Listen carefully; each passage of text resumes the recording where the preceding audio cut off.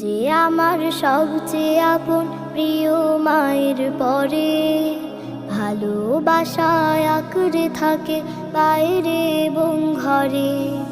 বোন যে আমার সবচেয়ে আপন প্রিয় মায়ের পরে, ভালোবাসায় আঁকড়ে থাকে বাইরে এবং ঘরে।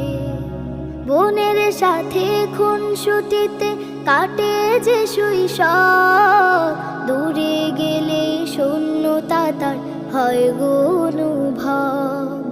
বোনের সাথে খুনসুটিতে কাটে যে শৈশব, দূরে গেলে শূন্যতা তার হয় গো অনুভব।